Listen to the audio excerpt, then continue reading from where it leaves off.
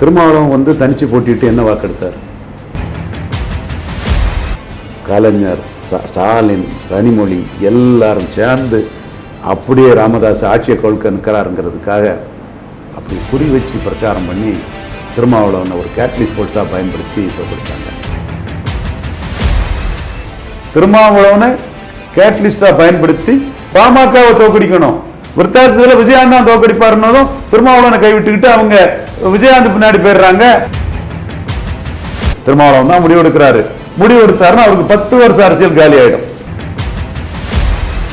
விஜய் ரசிகர்கள் நாங்க இவ்வளவு பேர் இருக்கோம், நோட்டாவுக்கு போட்டுருவோம், விஜய்க்கு செல்வாக்க காட்டிடுவோம்னு ரசிகர்கள் ஆர்கனைஸ் பண்ணி நோட்டாவுக்காக ஒரு 5000 ஓட்டை போட்டாங்களா? நோட்டாவுக்கும் ஓட்டு குறைஞ்சு போச்சு. அப்போ விஜய் என்ன, இன்னைக்கு என்ன விஜய்?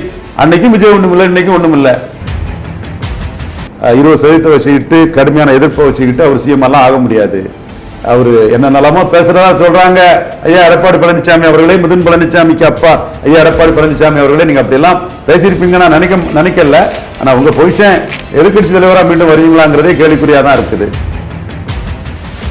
குக்கு செய்திகள் நேயர்களுக்கு வணக்கம். இன்று நம்மோது இணையும் சிறப்பு விருந்தினர் அரசியல் திறனாய்வாளர் திரு ரவீந்திரன் துரைசாமி அவர்கள். வணக்கம் சார். வணக்கம். எப்படி இருக்கீங்க சார்? நல்லா இருக்கு சார். சமீபத்தில் ரொம்ப சலசலப்பாக போயிட்டு இருக்கக்கூடிய விஷயம் இந்த திமுக கூட்டணி விரிசல் அப்படின்னு சொல்லிட்டு ஒரு பேச்சு போயிட்டுருக்கு. திருமாவளவன் அவர்களின் மது ஒழிப்பு மாநாடு, அதை தொடர்ந்து வந்து ஆட்சியிலும் பங்கு வேண்டும், அதிகாரத்திலும் பங்கு வேண்டும் ஒரு ட்வீட் போட்டு டெலீட் பண்ணுறாங்க. இதெல்லாம் என்ன சார், எதை நோக்கி பயணிச்சிருக்கு திமுக கூட்டணி? அதான் அவங்க கூட்டணி தொடருன்ட்டாங்களே. இந்த கூட்டணி காம்பினேஷன் வெற்றியில் வந்த கூட்டணி. இந்த கூட்டணி வெற்றி பெறும் வர தொடருங்கிறதான் என்னோட கணிப்பு. அதுதான் அன்னைக்கு போயிட்டுருக்கு.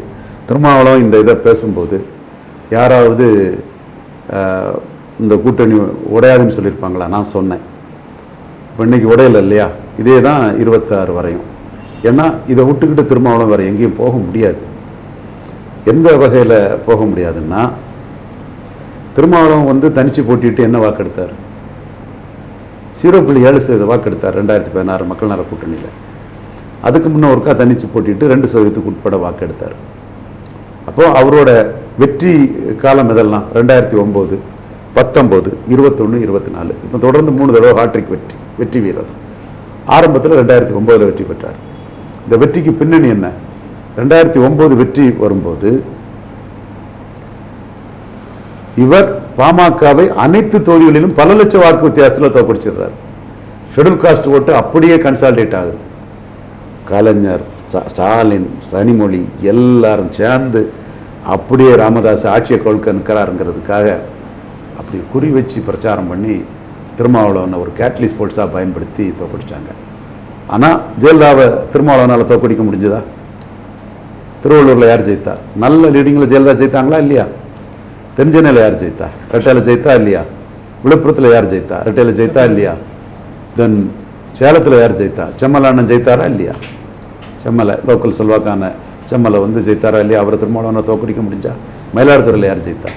ஓஎஸ் மணியை ஜெயித்தாரா இல்லையா? திருப்பூர். அப்போ ஒரு 7-8 தொகுதி திருமாவளவனுக்கு செல்வாக்கான ஏரியாவிலே அதிமுக ஜெயித்துட்டாங்களே. பாமக மட்டும்தானே அவரால் தோற்கடிக்க முடிஞ்சது. அடுத்து 2006 எடுத்துடுங்க, முன்னாடி உள்ள சிச்சுவேஷன். 12 தொகுதியில் பாமகவை தோற்கடிச்சிட்டாப்புல அதிமுக கூட்டணியில். திருமாவளவன் பாமகவை தோற்கடிக்கிறாரு. அந்த இடத்துல அதிமுக 3வது போயிருது. அப்போ பரையர் ஓட்டெல்லாம் பாமகவை தோற்கடிக்கிறதுக்கு விஜயகாந்துக்கு போயிருது. கேப்டன் விஜயகாந்துக்கு போயிருது விருத்தாச்சலத்தில். அப்போ அந்த ஓட்டர்ஸ் தன்மை என்ன? திருமாவளவனை கேட்லிஸ்டா பயன்படுத்தி பாமகவை தோற்கடிக்கணும்.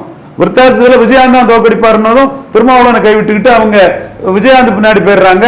திருமாவளவன் கூட்டணி அதிமுக 3வது போயிருது. ஃபர்ஸ்ட் தேமுதிக, செகண்ட் பாமக, 3வது அதிமுக விடுதலை சிறுத்தைகள். அதே போல விடுதலை சிறுத்தைகளால் பாமகவை 2003 தோற்கடிக்க முடிஞ்சவங்க அதிமுக தோற்கடிக்க முடியல. 2006 12 தொகுதியில் பாமகவை தோற்கடிச்சவங்க திமுகவை அசைச்சு பார்க்க முடியல. இதே விடுதலை சிறுத்தைகள் 0.7% ஓட்டு எடுத்தவங்க 2019 அவங்க வந்து அதிமுகவையும் சேர்த்து தோற்கடிக்காங்க. ஏன்னா ஜெயலலிதா மறைஞ்சிட்டாங்க. அதிமுகவும் வன்னியர் கட்சி ஆகிவிட்டது. சி.வி. சண்முகம், கே.பி. முனுசாமி, வீரமணி, அன்பழகன், துரக்கண்ணு குடும்பத்தினர், சம்பத்து, அருள்மொழித்தேவன், திருத்தணி ஹரி, சுரத்தூர் ராஜேந்திரன், எக்கச்சக்க வன்னியர்கள் வந்து இதாயிட்டு 10.5 10.5 அதுக்கு பிறகு தான் கொடுக்குறாங்க. நம்ம தவறான ஒரு இதை பண்ணக்கூடாது. வன்னியர் கட்சிங்கிற ஒரு இம்ப்ரெஷன் வந்து விழுந்துருது. அப்போது 9ல் அதிமுக தோக்கடிக்க முடியாத திருமாவளவன் 19லையும் தோக்கடிச்சிடுறாரு. இப்போ 21லையும் அவர் தோக்கடிச்சிடுறாரு. மயிலத்தில் மட்டும் இங்கே ஜெயிக்கிறாங்க. மயிலத்தில் நாம் தமிழர் பறையர் வாக்கை பிரித்ததுனால பாமக ஜெயிக்குது. அந்த சேலம் தருமபுரி பெல்ட்டில் 4 சீட்டு விளையாட கவுண்டர் சீஃப் மினிஸ்டர், வன்னிய கவுண்டருக்கு 10.5 அவங்க ஜெயித்துடுறாங்க. இதெல்லாம் ஃபேக்ட்டுங்க, களம் இது தாங்க. நீங்கள் ஒத்துக்கிடுங்க, ஒத்துக்கிடாமல் போங்க, களம் இது தான். அதற்கு பிறகு 24லையும் அவ்வளோ சீட்டும் ஜெயித்துடுறாங்க. இப்போது திருமாவளவின் வாக்கின் தன்மை என்ன? ஒரு காம்பினேஷன் கெமிஸ்ட்ரியில் பாமகவுக்கு எதிராகவும் வன்னியர் அதிமுகவுக்கு எதிராகவும் ஜெயலலிதா இருக்கும்போது அந்த வன்னியர் இமேஜ் கிடையாது. இவங்கெல்லாம் பொம்மைகள் எப்போ வேணாலும் ஜெயலலிதா தூக்கி போட்டுடலாங்கிறது தான் அன்னைக்குள்ள இமேஜ். கள்ள இருக்கக்கூடிய சாதியை சேர சோழ பாண்டியர் தென்னிந்தியாவை ஆண்ட அரச மரபிறனாலும் சிபி சண்முகமும் கேபி முனுசாமியும் பேசாம தான் இருக்கணும். பாப்பாத்தி அசைக்க முடியாதுன்னாலும் பெரியாருக்கு பாரதத்தை கேட்கக்கூடிய நண்பர் கேபி முனுசாமி பேசாம தான் இருக்கணும். இன்னைக்கு அப்படியா? இது வன்னியர் கட்சி ஆயிட்டுன்னு சொல்லும்போது இந்த வாக்குகள் அதிமுகவுக்கு எதிராக தான் கன்சாலிடேட் ஆகும், பாமகவுக்கு எதிராக தான் கன்சாலிடேட் ஆகும். நீங்க பாமக கூட சேர்ந்ததுல 2011 தோத்து போச்சு. திருமாவளவனுக்கு பெருத்தாடி 2-3 எலெக்ஷன் பின்னடைவு, கட்டும் பின்னடைவு. இப்போ நீங்க அதிமுக கூட சேர்ந்தாலும் தோத்து போவீங்க. 10 வருஷம் அரசியல் போயிடும். சான்ஸ் எடுக்க முடியாது சொல் திருமாவளவன். அதெல்லாம் ஒரு சேஃப் ஜோனுக்குள்ளே இருந்துக்கலாம் சொல்லுங்க. சேஃப் ஜோன்ல இந்த கூட்டணிக்குள்ள அப்படியே ஸ்டாலின் இந்த கூட்டணியை உடைய விடாம பார்த்துக்கணும்னு நினைக்கிறாரு. அதுக்குள்ள இருக்கிறதா திருமாவளவனுக்கு லாபம். நாம அதை தெளிவா சொல்றோம். விருப்பத்தை பேசக்கூடியவங்க இல்ல ரவீந்திரன் துரைசாமி. எது நடக்கும், எது யார் யாருக்கு லாபங்கிறது தான் என்னோட கணக்கு. அதையும் தாண்டி திருமாவளவன் தப்பு கணக்கு போட்டு அவர் தான் முடிவு எடுக்கிறாரு. ஆதவ அர்ஜுனா இது பண்ணி விடுறாருலாம் சொல்றாங்க. I don't think Aadhav Arjuna Thirumavalavan கட்சி ஒரு எளிய மக்களின் கட்சி, அது பலப்பெறணும் வளரணும்னு தான் நினைக்கிற மாதிரி தான் அவரோட எண்ண ஓட்டம் இருக்குது. திருமாவளவன் தான் முடிவு எடுக்கிறாரு. முடிவு எடுத்தாருன்னா அவருக்கு 10 வருஷம் அரசியல் காலி ஆயிடும். 10 வருஷம் அரசியல் போயிடும். அந்த பயத்தின் காரணமாக தான் திமுக கூட்டணியிலே ஒன்றிணைந்திருக்காருன்னு சொல்றீங்க. நியாயமான இதுல தனக்கு எது லாபமாக இருக்கு. ஏன் பயத்தினுங்கிற வார்த்தையை ஏன் போடுறீங்க? ஸ்டாலினுக்கும் அவர் தேவை தானே. நம்ம ஏன் திருமாவளவனை மட்டுமே குறை சொல்லணும்? ஸ்டாலின் கலைஞர்னா இப்படி பேசினா விடுவாரா? ஸ்டாலின் கூட்டணி வெட்டின்னு தானே போறாரு. அவரும் ஆர்கே நகரை பார்த்து 3வது போய் டெபாசிட் இழந்தவர் தானே. அவரும் 25% வாக்கில் உள்ளவர் தான். தலைவராக இருக்கிறாரு, மிகப்பெரிய வெற்றியை பெறுறாரு, இந்தியாவில் பெரிய லெவலில் இருக்காரு. கலைஞர் புரட்சி தலைவர் பெறாத ஒரு இதை தன்னோட நுண்ணிய அறிவால நிதானத்தால விட்டு கொடுக்கும் தன்மையால அவர் எக்ஸ்ட்ராடினரியா இருக்கிறார்.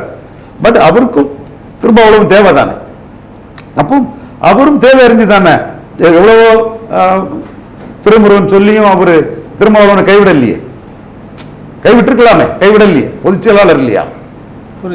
ஸோ அவரும் திருமாவளவன் ஃபர்ஸ்ட், மிஞ்சி போனா தேமுதிக கொண்டு சமாளிக்க முயற்சி பண்ணுவார். ஸோ அது தேவைப்படாது. திருமாவளவனே நின்றுவார். அதிமுக திருமாவளவன் கூட்டணி பொருந்தா கூட்டணியா மாறும். அதனால திமுக காங்கிரஸ் திருமாவளவன் கூட்டணி தொடரும். அதுதான் இங்க நடந்திருக்கு. இதை தாண்டி திருமாவளவன் ரிஸ்க் எடுக்க மாட்டார். ரிஸ்க் எடுத்தா 10 வருஷம் அரசியல் அவருக்கு போயிடும். இது வந்து அந்த போட்ட ட்வீட் ரொம்ப பெருசாக வைரலாக வந்து ஆட்சியிலும் பங்கு வேணும், அதிகாரத்திலும் பங்கு வேணும்னு சொல்லி சொன்னது. அதன் மீன் அதை வந்து டெலீட் பண்ணுறாங்க. மறைமுகமாக தங்கள் கோரிக்கையை வந்து திமுக திருமாவளவன் வைக்கிறாரு அப்படின்னு சொல்லி ஒரு பேச்சு அடிப்படையில் சார் தப்பு இல்லையே. கோரிக்கை வைக்கிறது தப்பு இல்லையே. அரசியல் அரங்கத்துக்குள்ள ஒரு பெரும்பான்மை பெருத்த சமுதாயத்தை பிரதிபடுத்துவர். அதுவும் பாலாஜி போன்ற வன்னியர் எம்எல்ஏ ஆக்கியிருக்காரு. ஆளு ஷானவாஸ் போன்ற இஸ்லாமியர்களை எம்எல்ஏ ஆக்கியிருக்காரு. அவர் அதை வைக்கிறதுல தப்பு இல்லையே. அவங்க தருவாங்களா சார்? அது எப்படி கொடுப்பாங்க? இல்லை, மத்தியில் வந்து அவங்க தோல்வியிலே இருக்கக்கூடிய எடப்பாடியே முடியாதுங்கிறாங்க போது, 20% இருக்கக்கூடிய எடப்பாடியே முடியாதுங்க போது ஆட்சியில் வெற்றி வலயத்தில் இருக்கவங்க எப்படி கொடுப்பாங்க? ஆனால் அவரு ரெடியாக இருக்காருல்ல சார். எங்கள் கூட வந்து எக்ஸ்ட்ரா சீட்டு தரோம்ல சொல்லிட்டு எடப்பாடி. யார் சொன்னா? எடப்பாடி யார் சொன்னா? சோசியல் மீடியாவில் பரவிட்டு சோசியல் மீடியா சொல்றதெல்லாம் நம்ம பெருசாக இருக்கும். எடப்பாடிக்கும் தெரியும் திருமாவளவன் சேர்த்தா கொங்கு வேளாளர் ஓட்டு போயிடும், வன்னியர் ஓட்டு போயிடும்ங்கிறது அவருக்கு தெரியும். எந்த கொங்கு வேளாளர் வன்னியர் ஓட்டுன்னா திமுகவுக்கு போடக்கூடியவும் போட்டுருவான். அவன் வந்து சமூக நீதி, பெரியாரு, அண்ணா, கலைஞர்னு ஒரு அந்த ஓரளவு ப்ரோக்ரெசிவ் அவுட்லுக்கில் வரக்கூடியவங்க. அதிமுகவில் உள்ளவங்க வந்து பேக்கிங் கம்யூனிட்டி பொலிட்டிக்ஸில் வந்தவங்க. எங்க ஜாதி, எங்க கட்சி, நாங்க தான் அதிமுக, அந்த மாதிரி மைண்ட் செட்டுக்குள்ள வரக்கூடியவங்க. அவங்க போட மாட்டாங்க திருமாவளவனுக்கு. சார், திருமாவளவன் அவர்களும் இந்த மது ஒழிப்பு மாநாட்டுக்கு வந்து திமுக முக்கிய தலைவர் இருவரும் கலந்து கொண்டு இருக்கும்போது இது எப்படி சார் ஒரு சர்ச்சைக்குரிய இதுவாக இருக்குது? இவங்களுக்கு எதிராகவே மாநாடுன்னும் போதும் இவங்களே இதில் கலந்துக்கிறாங்கன்னும் போது மக்கள் இதை அதான்ப்பா அரசியல். மக்கள் குழப்பத்திலே இருக்காங்களே. மக்கள் குழம்பு என்ன ஆக போகுது? அந்த அணி அப்படி இருந்தால் ஓட்டு போட்டுட்டு போகிறான். 1 to 1 தான் அந்த அணியை தோக்கடிக்க முடியும். அதுதான் நான் திரும்ப திரும்ப சொல்லிட்டு இருக்கேன். எடப்பாடி விட்டு தரணும். 20% வச்சுக்கிட்டு கடுமையான எதிர்ப்பை வச்சுக்கிட்டு அவர் சிஎம் எல்லாம் ஆக முடியாது. அவர் என்னென்னலாமோ பேசுறதா சொல்றாங்க. ஐயா எடப்பாடி பழனிசாமி அவர்களே, முதன் பழனிசாமிக்கு அப்பா ஐயா எடப்பாடி பழனிசாமி அவர்களே, நீங்க அப்படியெல்லாம் பேசியிருப்பீங்க நான் நினைக்கல. ஆனா உங்க பொசிஷன் எதிர்க்கட்சி தலைவராக மீண்டும் வருவீங்களாங்கிறதே கேள்விக்குறியா தான் இருக்குது. ஆட்சி மாற்றங்கிறதுன்னா எடப்பாடி பழனிசாமி ஐயா இல்லாமலும் முடியாது. ஐயாவும் வேணும். பட் ஐயா ஒரு குறிப்பிடத்தக்க சீட்டை வாங்கிட்டு ஒதுங்கிடணும். தான் சீஃப் மினிஸ்டர்னு சொன்னா அது தேராது. அது Stalin versus other, Stalin versus Edappadi, Stalin Edappadi தான் ரெண்டாவது, ஸ்டாலின் வர்சஸ் என்டிஏ அண்ணாமலை தலைமையில், ஸ்டாலின் வர்சஸ் சீமான், ஜம்பிங் சீமான், நான் பெனிஃபிஷரி காஸ்ட் எடப்பாடி கட்சியால் பலனளிக்காத நான் கவுண்டர் நான் வன்னியர்லாம் ஆர்கனைஸ் பண்றாரு, பெரிய அளவில் பண்றாரு. அது 26 எடப்பாடி பழனிசாமிக்கு அதோட ரிசல்ட் தெரியும். இந்த பொசிஷன் அடுத்து விஜய் வந்தா விஜய் இப்படி இருக்கக்கூடிய ஒரு இடத்துல எடப்பாடி பழனிசாமி 3 பேரும் சேர்ந்தாதான் திமுக கூட்டணியை தோக்கடிக்க முடியும். இதுதான் யதார்த்தம்.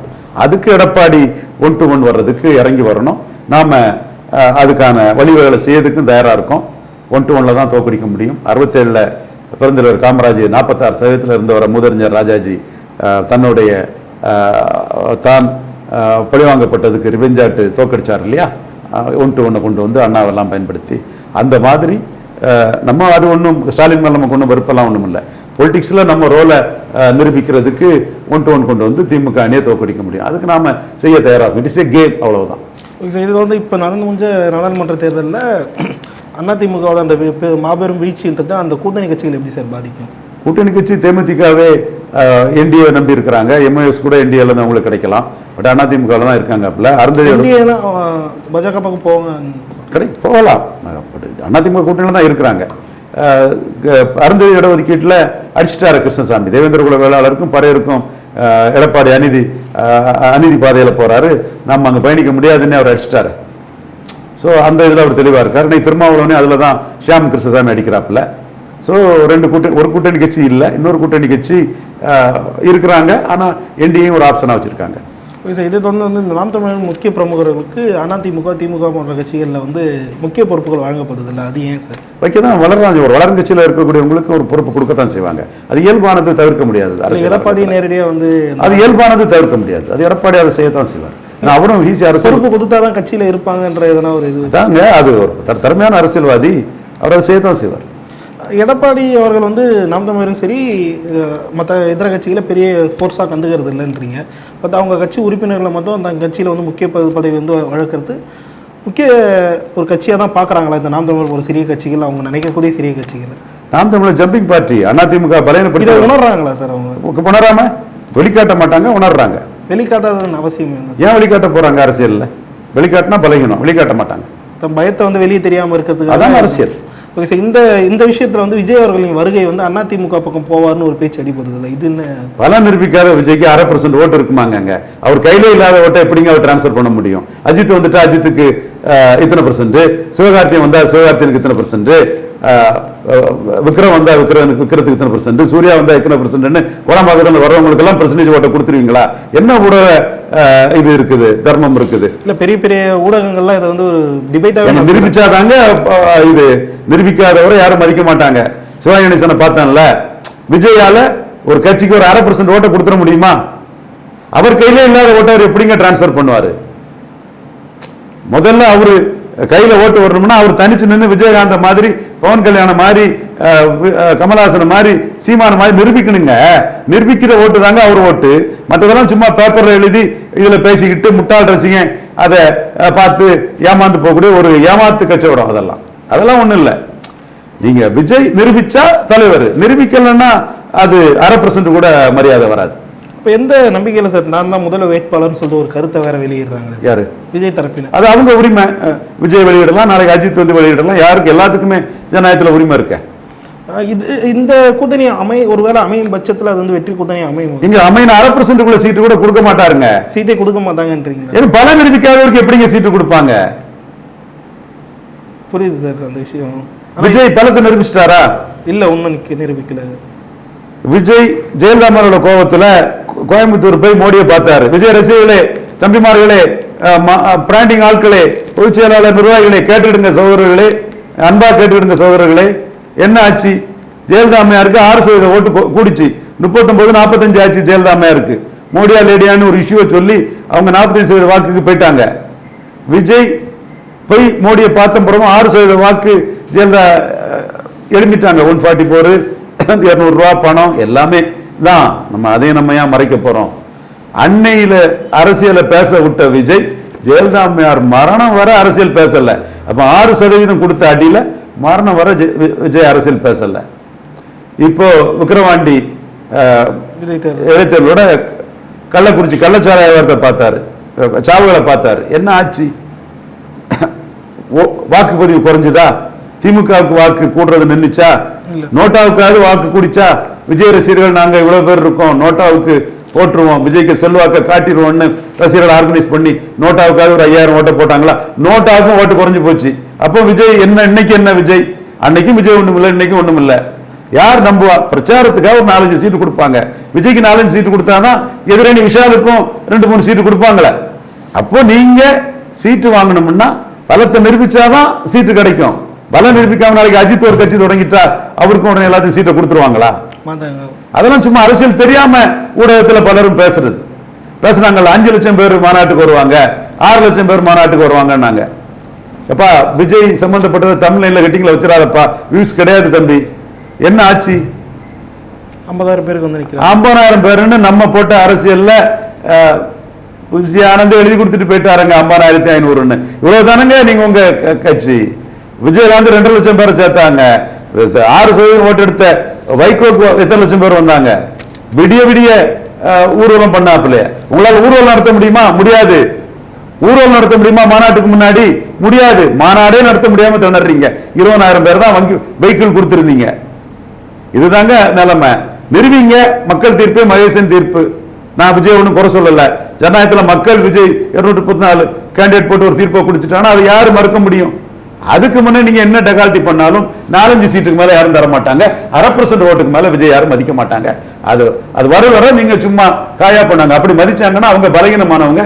ஜானகி சிவாஜியை மதிச்ச மாதிரி அவங்களும் மூழ்கிடுவாங்க. பல்வேறு கேள்விகளுக்கு வந்து மிகவும் தெளிவாக நேரத்துக்கு முக்கிய நன்றி சார்.